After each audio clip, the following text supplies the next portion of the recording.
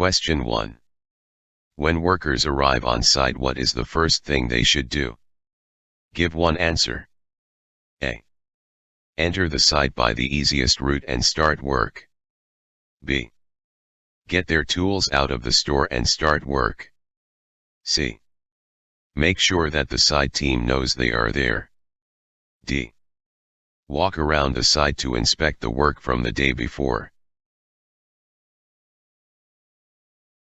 The correct answer is C. Question 2. What action should be taken if you witness a serious accident on site? Give one answer. A. Ask your workmates what they think you should do. B. Say nothing in case you get someone into trouble. C. Telephone the local doctor for advice. D. Tell your supervisor that you saw what happened. The correct answer is D. Question 3. A scaffold has collapsed and you saw it happen. What should you say when you are asked about the accident? Give one answer. A. As a little as possible, as you are not a scaffold expert. B. As little as possible because you don't want to get people into trouble. C. Exactly what you saw, giving as much detail as possible. D. Who you think should be blamed and punished. The correct answer is C. Question 4. If someone is injured at work, who should record it in the accident book? Give one answer. A. Someone from the Health and Safety Executive, HSE. B. The company contract manager. C.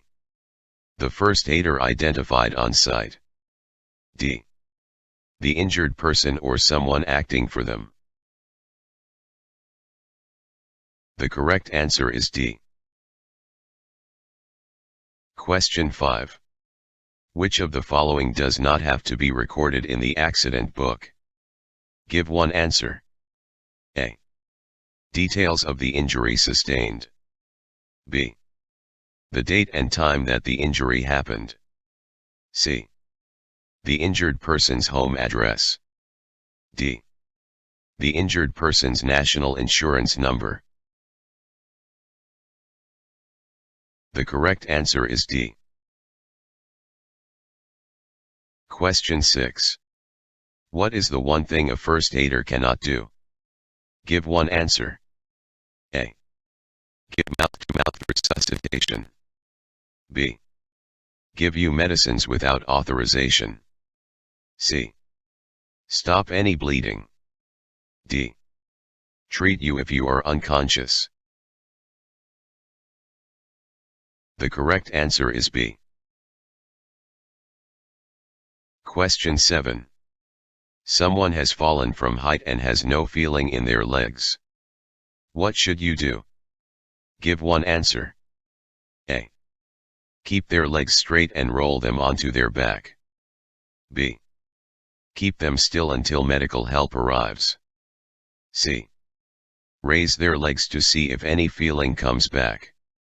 D. Roll them onto their side and bend their legs. The correct answer is B. Question 8. If you think that someone has broken their leg, what should you do? Give one answer. A. Place them on their back. B. Place them on their side in the recovery position. C. Send for the first aider or get other help. D. Use your belt to strap their legs together. The correct answer is C. Question 9. If you have to work outdoors in bad weather, why should your employer supply you with waterproof clothing? Give one answer. A. To keep you warm and dry, so you are less likely to catch Weil's disease, leptospirosis. B. To keep you warm and dry, so you take fewer breaks. C. To protect you from the weather, as you are less likely to get muscle strains if you are warm and dry. D. To protect you from the weather, which will reduce trips and falls. The correct answer is C. Question 10. When is the only time that you do not need to wear head protection on site?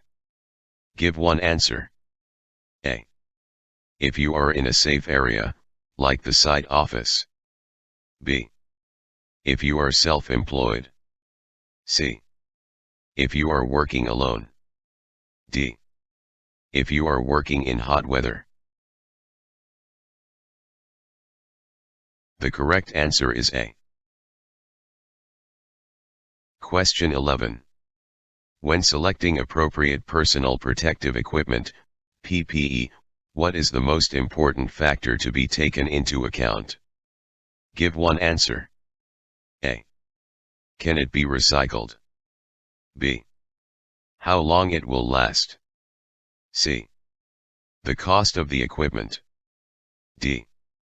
The type of hazard. The correct answer is D. Question 12.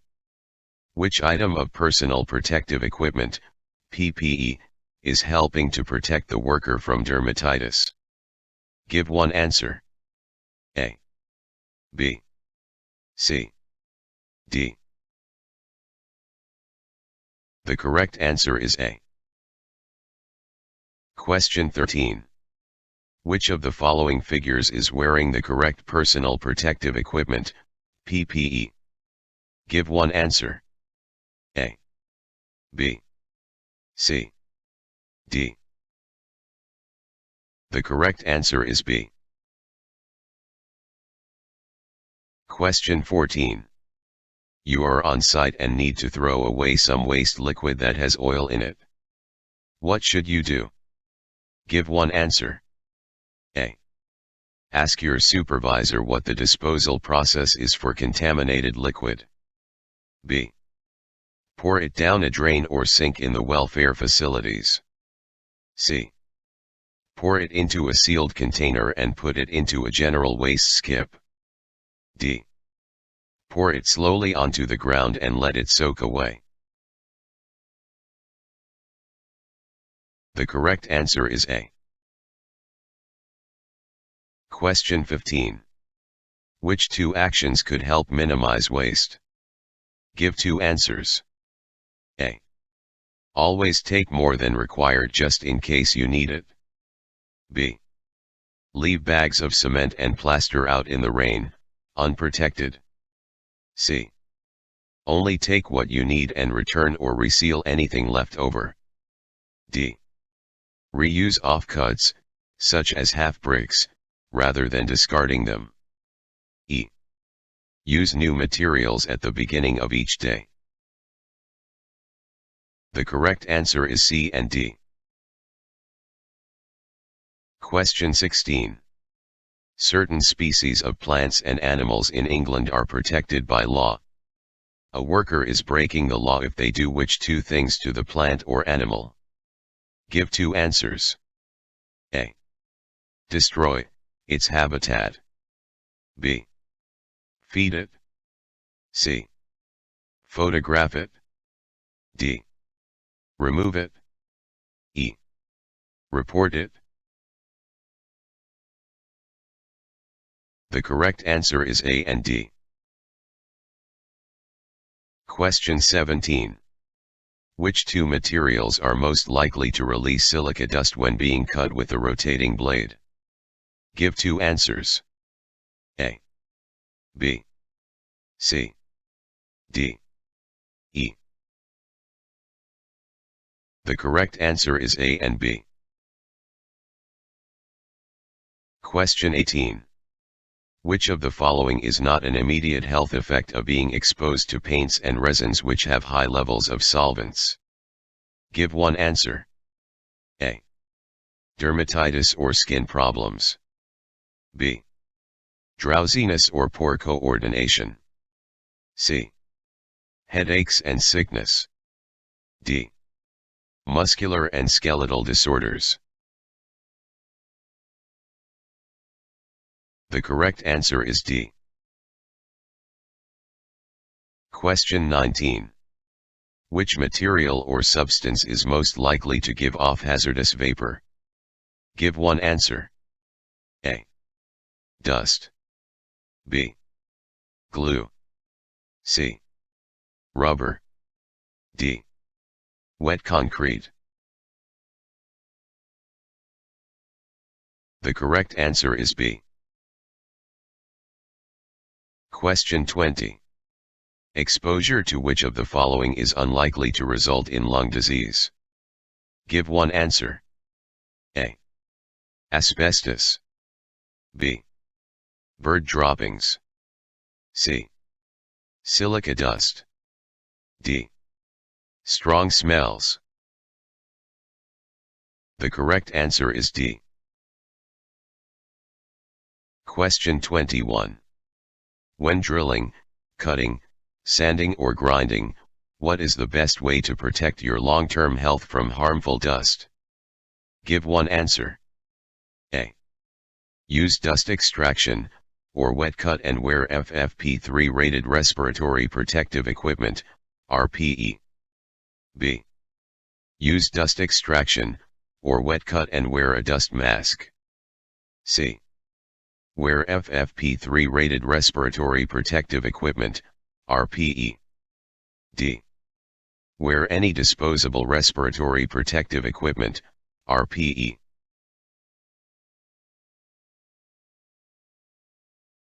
The correct answer is A.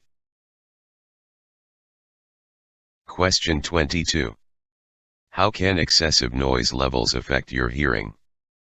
Give two answers. A. Dizziness and nausea. B. Ear infections. C. Hearing improvement. D. Permanent hearing loss.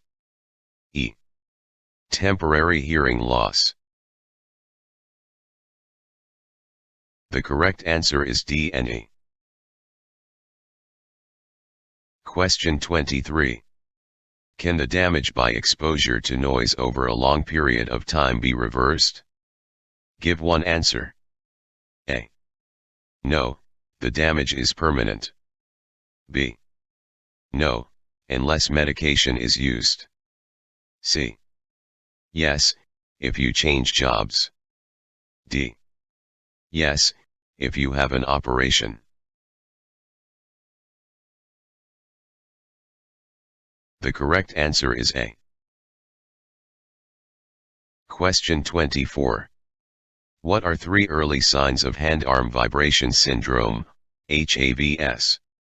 Give three answers. A. Blisters on the fingers. B. Fingertips turn white. C. Rash on the fingers. D. Temporary loss of feeling in the fingers. E. Tingling or a pins and needle sensation in the fingers. The correct answer is B, D, and E. Question 25. Which one of these tools is the most likely to cause hand-arm vibration syndrome, HAVS? Give one answer. A. B. C. D. The correct answer is D. Question 26. You are less likely to suffer from hand-arm vibration syndrome, HAVS, if you feel which one of the following? Give one answer. A. Cold and wet. B.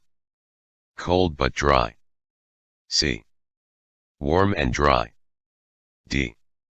Wet but warm.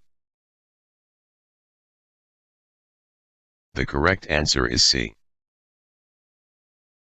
Question 27. Noise levels may be a problem if you have to raise your voice to be heard by someone standing how far away? Give one answer. A. B, C, D. The correct answer is B. Question 28. What do the initials HAVS stand for? Give one answer. A. Hand and ventilation system. B. Hand-arm vibration syndrome. C. Heat and ventilation syndrome. D. Heavy arm vibration system. The correct answer is B. Question 29. A worker is taking medication which could affect their health and safety in the workplace, and that of others. What should they do? Give one answer.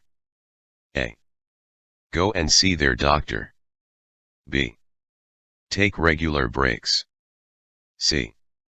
Tell their manager. D. Work harder on site. The correct answer is C. Question 30.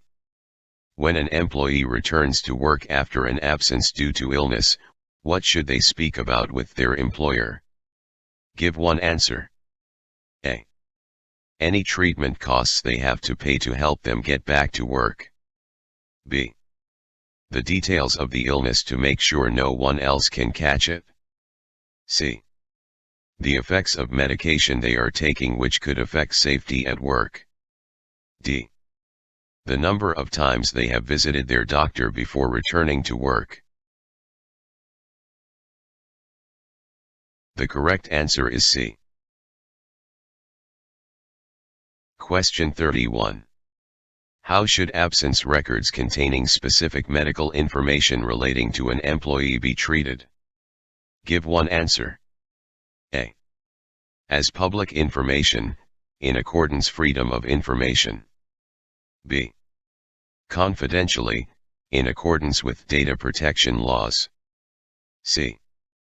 Provided to the rest of the workforce to prevent others taking time off. D. The records can be shared with the workforce as long as they do not say anything. The correct answer is B.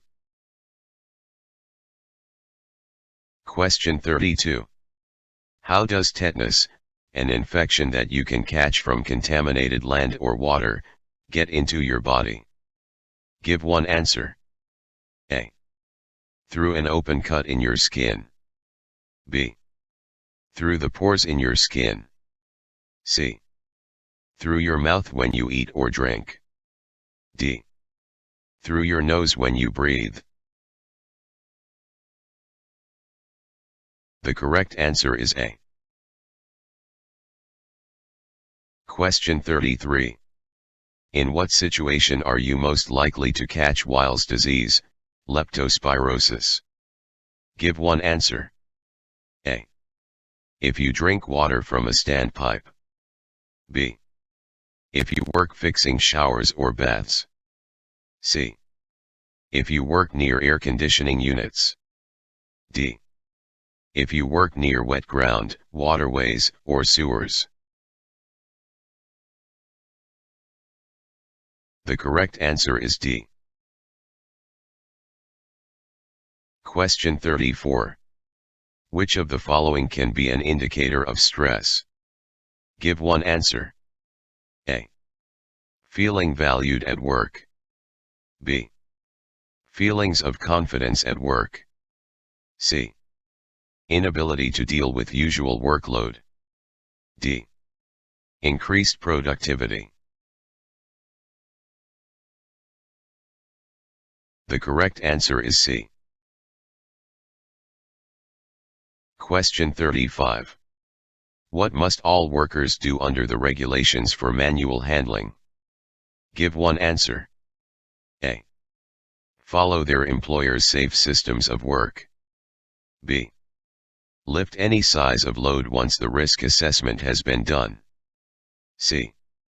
Make a list of all the heavy things they have to carry. D. Wear back support belts when lifting things at work. The correct answer is A. Question 36. Which of the following is the best method to help minimize the risk of injury when moving loads on site? Give one answer. A. Ask a trained person to carry the load. B. Make the area flatter before performing the task. C. Remove all awkward-shaped loads from the site. D. Use lifting aids wherever possible on site. The correct answer is D. Question 37. What are the two main visual inspections you should carry out before using a power tool? Give two answers. A. Check it is marked with a security stamp. B. Check switches, triggers and make sure the guards are adjusted and work correctly. C. Check the power lead, plug and casing are in good condition. D. Make sure the carry case isn't broken. E. Make sure the manufacturer's label hasn't come off. The correct answer is B and C. Question 38. What should you do if the electrical equipment you are using cuts out? Give one answer. A. Pull the electric cable to see if it is loose. B. Shake it to see if it will start again. C. Switch off the power and look for signs of damage. D. Switch the power off and on a few times. The correct answer is C. Question 39. Which method is used to check if a residual current device, RCD, connected to a power tool is working? Give one answer. A. Press the test button on the RCD. B. Run the tool at top speed to see if it cuts out. C. Switch the tool on and off. D. Use a handheld RCD test meter. The correct answer is A. Question 40. What should you do if an extension cable has a cut in its outer cover? Give one answer. A. Check the copper wires aren't showing in the cut and then use the cable. B. Put a bigger fuse in the cable plug. C. Put electrical tape around the damaged part. D. Report the fault and make sure that no one else uses the cable. The correct answer is D. Question 41. When do you need to check tools and equipment for damage? Give one answer. A. At least once a year. B. Each time before use. C. Every day. D. Once a week. The correct answer is B. Question 42.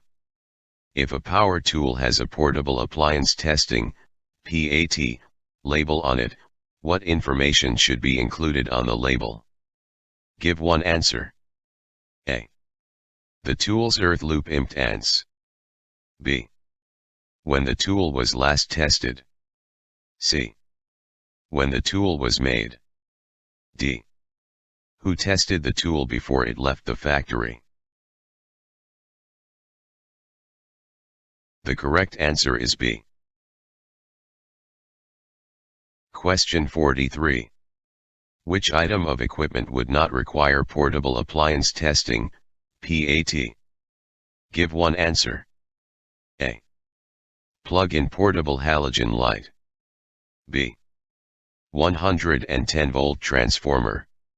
C. 110-volt extension lead. D. Battery-powered rechargeable drill. The correct answer is D. Question 44. Why is it dangerous to run an abrasive wheel faster than its recommended maximum speed? Give one answer. A. The motor could burst into flames. B. The safety guard cannot be used. C. The wheel could shatter into many pieces. D. The wheel will get clogged and stop. The correct answer is C. Question 45. Why should you not walk behind a lorry when it is reversing? Give one answer. A. Most lorries are not fitted with mirrors. B. Most lorry drivers aren't very good at reversing. C. The driver is unlikely to know you are there. D. You will need to run, not walk, to get past it in time. The correct answer is C. Question 46. You think a load is about to fall from a moving forklift truck. What should you do? Give one answer. A. Keep clear but try to warn the driver and others in the area. B. Run alongside the machine and try to hold onto the load. C. Run and tell your supervisor. D. Sound the nearest fire alarm bell. The correct answer is A. Question 47. When can a mobile plant operator let people ride in, or on, the machine? Give one answer. A. Any time as long as the cab door is shut. B. Any time as long as the site speed limit is not exceeded. C. Only if it is designed to carry passengers and has a designated seat. D. Only if they have a long way to walk. The correct answer is C. Question 48. Which signal is being shown in this image? Give one answer. A. Danger, emergency stop. B. Move backwards. C. Move forwards. D. Turn right or left. The correct answer is A. Question 49. Which of the following is not true when using podium steps? Give one answer. A. Podium step wheels must be locked before you get on. B. Podium steps are safe and can't topple over. C. Podium steps can easily topple if you overreach sideways. D. Podium steps should be inspected before use. The correct answer is B. Question 50. What should a harness's lanyard be attached to when working in a mobile elevating work platform, MEWP? Give one answer. A. A designated anchor point within the platform or basket. B. A point on the structure or building you are working on. C. The MEWP handrail. D. The control box. The correct answer is A.